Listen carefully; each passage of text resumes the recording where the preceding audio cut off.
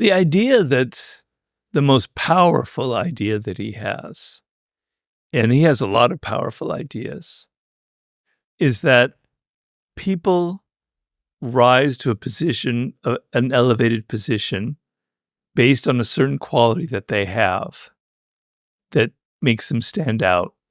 Let's say for Chris Williamson, it's your pleasing ability, your bonhomie, your simpatico, whatever the language you want to use, makes you blah, blah, blah.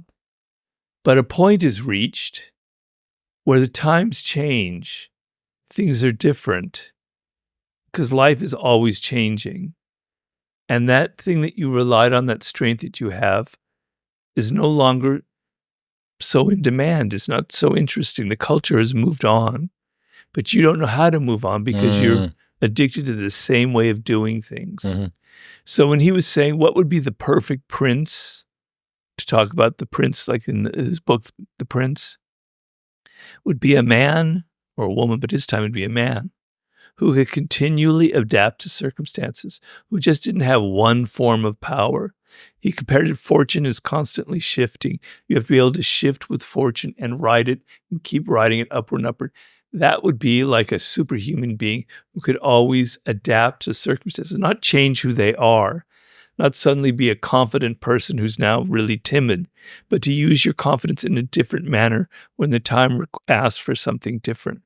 And so in my consulting, most of the people who fail in life that I'm working with have reached a level of power, a position, but they can't go any further. They hit a ceiling because they don't know how to adapt. They only have one way of responding to circumstances.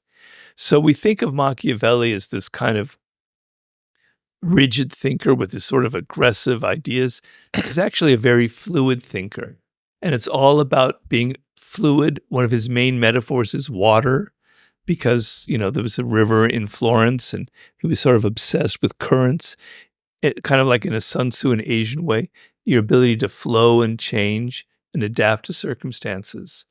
And I wish people understood that and weren't so rigid about everything that they do. They weren't so rigid in how they read the 48 laws of power. They weren't so rigid in their politics. They weren't so rigid in their creative life.